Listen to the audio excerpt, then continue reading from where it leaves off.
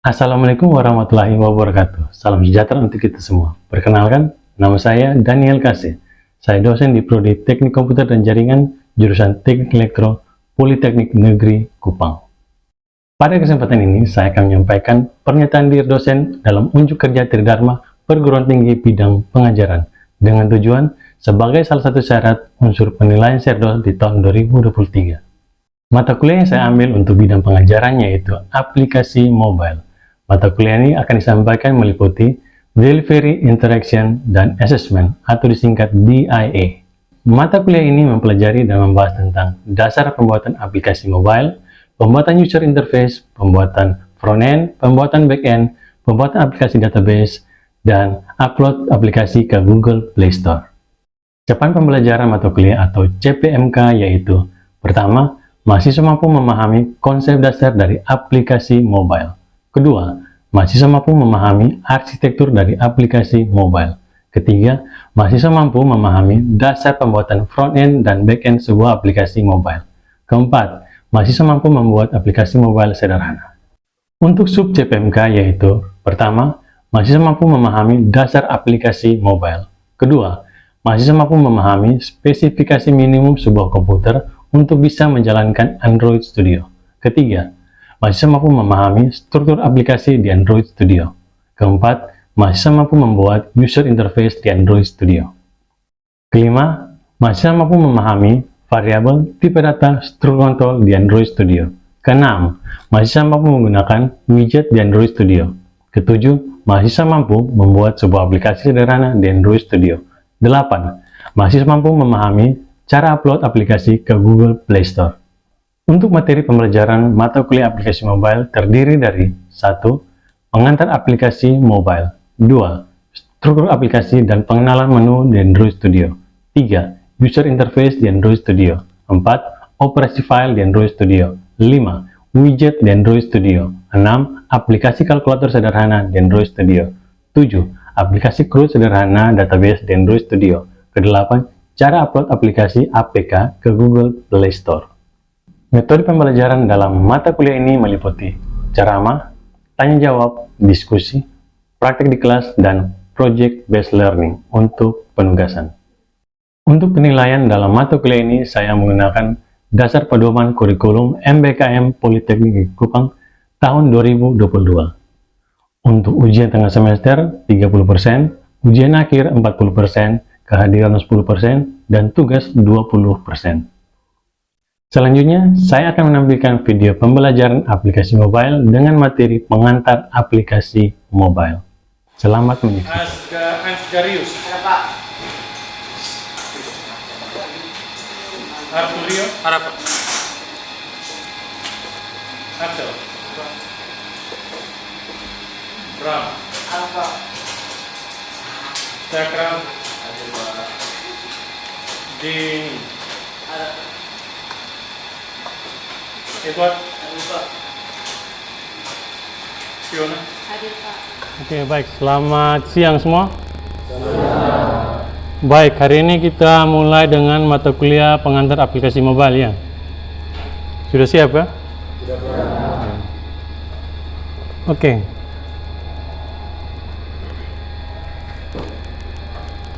Baik, kita mulai dari sejarah perkembangan mobile app. Baik, yang ini mungkin ada yang pernah lihat? Pernah. HP apa ini?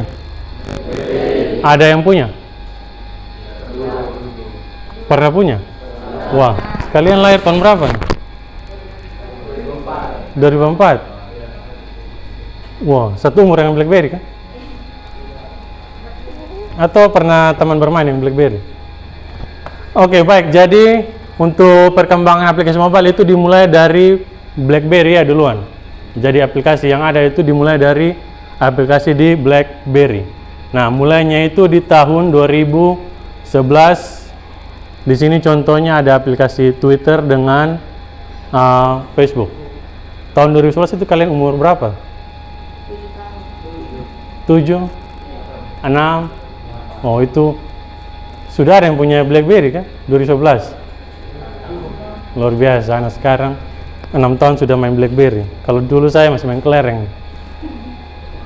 Baik, 2011 itu mulai dengan aplikasi seperti Twitter dan juga Facebook. Kemudian di tahun 2013 muncul lagi aplikasi game seperti ini. Ya, saya yakin kalian sudah pernah mainnya ini. Angry Bird, Flappy Bird. Sudah ya? Nah, itu di kuartal pertama itu munculnya Angry Bird dengan Flappy Bird. Kemudian di tahun yang sama itu kuartal kedua itu mulai, karena yang pertama itu dari iOS yang lebih banyak aplikasinya. Di kuartal kedua mulai Google Play aplikasinya mulai bisa menyaingi iOS dari Apple. Lalu di kuartal ketiga muncul lagi beberapa aplikasi ya, contohnya seperti Line, Snapchat, terus ada yang kamera ini yang bisa bikin glowing cantik ya. Jadi kalau mau cantik tanpa make up, pakai saja kamera 360. Ada satu lagi ya, namanya apa? B16 kan? Ya. Yang biasa pakai siapa sih? Oh, Fiona. Luar biasa. Baik, di tahun 2016 ada lagi yang muncul yaitu seperti iHealth dan Instagram. Nah, itu sudah mulai penerapan dari virtual reality dan augmented reality. Lalu kemudian di tahun 2017 muncul lagi aplikasi seperti Gojek, terus ada online shop, itu sudah mulai muncul. Terus di tahun 2018 itu muncul teknologi wearable device, teknologi beacon, terus semakin berkembangnya augmented reality dengan virtual reality. Nah, wearable device ini yang kalau kalian pernah pakai ada Bluetooth, jam tangan. Wearable itu artinya bisa dipakai, bisa digunakannya, bisa dipakai di badan manusia. Wearable. Ini kan kalau Indonesianya apa? Pakai ya. Able artinya bisa, mampu. Ini wearable device artinya perangkat yang bisa digunakan di, contohnya di tangan manusia atau di telinga. Nah, itu. Lalu ada lagi teknologi beacon, itu yang pakai teknologi Bluetooth. Oke, ini contohnya. Ini ada kacamata, ada jam tangan untuk deteksi detak jantung, terus ada lagi yang bisa tahu kita sudah melangkah berapa meter. Nah, itu contohnya. Kemudian ini contoh teknologi beacon, itu untuk yang pakai teknologi Bluetooth. Biasa headsetnya yang pakai teknologi Bluetooth. Kemudian untuk augmented reality dan virtual reality. Nah, ini kalau yang ini contohnya itu virtual reality ya, jadi pakai seperti kacamata. Nah, lalu dia tutup semua penglihatan kita dan kita seakan-akan bisa melihat kenyataan, padahal itu hanya virtual ya. Jadi gambar yang muncul di alat itu seakan-akan itu kita langsung berada di tempat tersebut. Terus ada lagi yang augmented reality. Kalau augmented reality itu contohnya kita seperti sentuh pakai HP. Kan ada dia punya seperti barcode begitu. Kita sentuh begini nanti ada seperti hologram muncul. Itu yang augmented reality. Kemudian muncul lagi yang teknologi untuk pembayaran di aplikasi.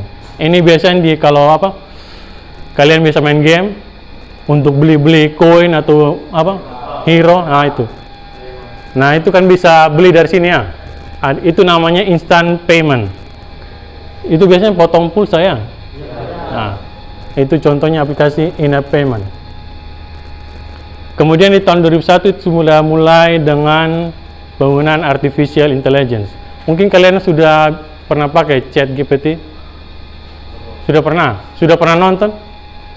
Di internet kan sudah banyak tuh ChatGPT. Yang tinggal ketik saja, tolong buatkan saya skripsi, langsung muncul.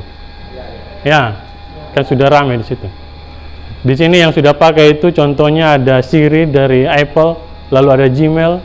Di Google Sheet juga bisa ya. Saya sudah lihat, itu ketik saja butuh nama seseorang, lalu dia otomatis munculkan di sheet Excel-nya Google. Oke. Lalu ini ada jenis-jenis aplikasi mobile. Pertama ada native. Kalau native itu maksudnya aplikasi yang dibuat itu dikhususkan untuk satu platform tertentu. Jadi contoh Android. Kalau dibuat untuk Android tidak bisa jalan di Apple. Dan sebaliknya, kalau buat untuk Apple tidak bisa jalan di aplikasi Android. Nah, itu native itu dia aplikasi khusus ya, diperuntukkan untuk satu platform tertentu. Oke, ini ada lagi aplikasi web. Jadi ditulis pakai HTML, JavaScript, dan CSS. Nah, kalau aplikasi web seperti ini dia butuh web browser untuk bisa jalankannya.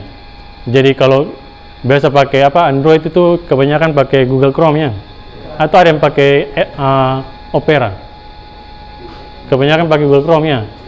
Nah, itu aplikasi mobile yang jenis web. Jadi untuk menjalankannya kita pakai browser untuk bisa menjalankan aplikasi mobile web. Kemudian ada lagi aplikasi hybrid. Ini gabungannya antara native dan juga web. Jadi sama seperti aplikasi web, ini dikembangkan menggunakan HTML, CSS, dan juga JavaScript. Nah, bedanya itu kalau web butuh browser, sedangkan kalau hybrid tidak butuh browser. Oke, sampai sini mungkin ada yang mau bertanya? Ada? Oke, baik, silakan. Baik, pertanyaan saya, bagaimana spesifikasi minimal komputer untuk bisa menjalankan Android Studio? Oke, baik, spesifikasi minimal untuk bisa menjalankan Android Studio. Ini kalau dilihat di sini, Android Studio itu butuh sistem 64 bit dari Microsoft, Windows 10, 8, 10 atau 11 ya. Sistemnya 64 bit dan minimal RAM. RAM-nya itu minimal 8 GB ke atas. Kalau 16 sudah lebih bagus.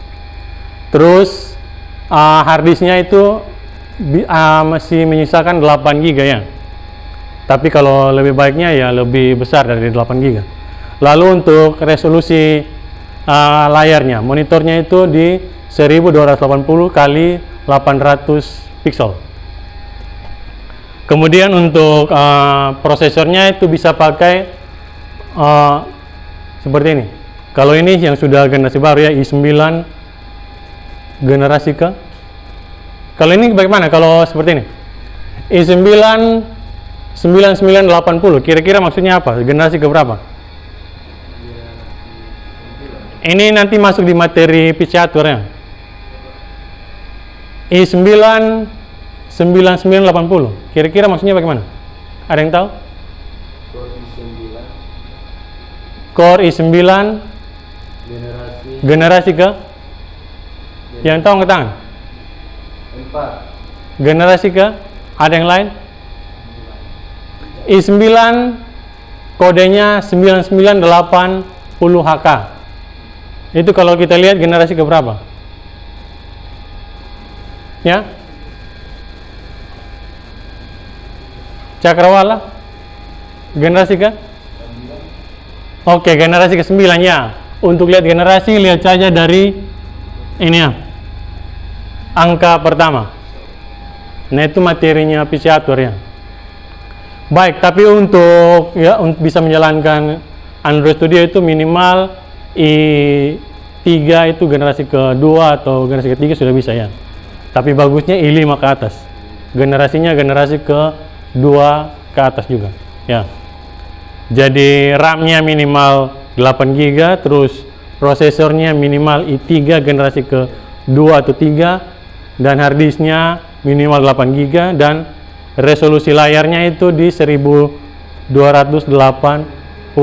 seperti ini. Oke, ini sudah standar ya. Ini yang lebih tinggi, ini sudah bagus. Ini untuk penyimpanannya minimal. Oke, baik, untuk bisa cek spesifikasi dari masing-masing komputer itu caranya bagaimana?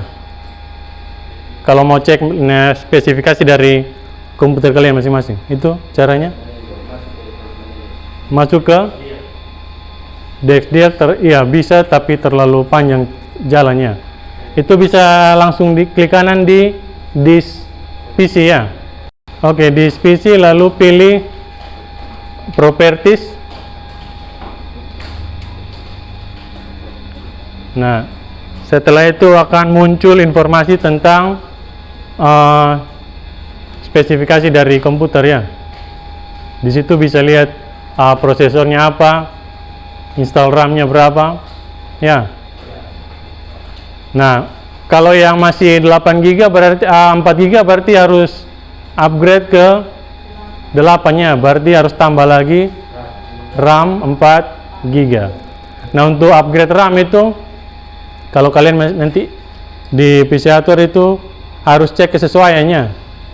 Sudah pernah kan di PC Hardware kesesuaian antara motherboard, RAM dengan PC. Jadi kalau RAM-nya contoh DDR3 berarti kita harus upgrade dengan RAM yang DDR3. Nah, ini untuk lebih detailnya kita bisa pakai aplikasi dari CPU-Z ya untuk cek masing-masing spek. Jadi kalau rata-rata yang terbaru sekarang itu sudah pakai DDR4 ya. Kalau DDR3 itu kebanyakan komputer di 2010-an tuh. Tapi sudah masuk ke 2020, sudah ke DDR4. Oke, jadi seperti itu ya kalau mau upgrade perangkat. Baik. Baik, mungkin ada yang lain mau bertanya? Silakan kalau masih ada yang mau bertanya. Bagaimana cara untuk menjadikan HP sebagai emulator? Oke, baik. Untuk bisa menjadikan HP sebagai emulator Android itu kita bisa masuk di menu setting, pengaturan, lalu bisa tekan tab ini pilihan about phone, lalu di bagian about phone itu ada MIUI version. Nah, itu tekan sekitar 7 kali ya. Berulang kali seperti ini, nanti muncul tulisan di situ Anda sudah sebagai developer option. Nah, dari situ baru kita masuk lagi ke additional setting.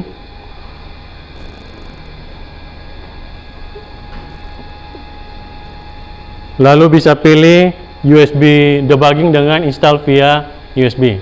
Nah, nanti sebentar kita bisa praktek ya, supaya langsung di komputer masing-masing. Baik, ada lagi yang mau tanya? Silakan. Setelah aplikasi dibuat, apakah bisa langsung di-download atau di-install lewat Play Store atau App Store? Oke, ini melanjutkan dari pertanyaan Fiona tadi ya. Jadi setelah kita buat aplikasi di Android Studio, itu aplikasinya bisa langsung ke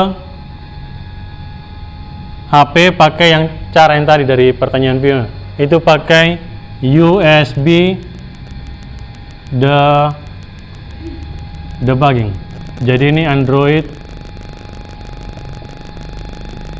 Studio, lalu ke HP-nya itu bisa pakai ini. Jadi kita bisa langsung install pakai kabel data ya. Jadi colok dari di USB, ini colok ke yang konektor Type-C atau yang micro. Nah, di situ bisa install langsung ke HP. Lalu untuk yang di Google Play Store, kalau mau upload ke Google Play Store itu kita harus bayar $25. Jadi bayar ke Google Play Store itu harus $25 dan bayarnya tidak bisa pakai kartu ATM ya, pakai kartu kredit. Jadi dia tidak terima ATM, dia terima kartu kredit. Itu biayanya $25 dikalikan dengan Indonesia mungkin sekarang sudah 15.000 lebih ya. Nah, itu kena di berapa tuh? 400-an atau berapa tuh? Ya. Ya lumayan ya. Bisa untuk beli mie satu kelas. Oke. Jadi untuk instalasi bisa langsung ke HP pakai kabel data. Kalau mau dari Play Store berarti bayar dulu ini. Ya. Ini biasanya kalau sudah selesai, sudah fix semua untuk publish baru upload di Play Store. Kalau masih latihan atau masih percobaan ke HP sendiri dulu. Jadi seperti itu kalau mau install aplikasi yang kita buat.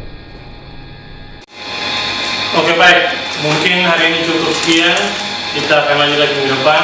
Dan tugas untuk hari ini, kalian bisa nanti masing-masing instalasi Android Studio di laptop masing-masing.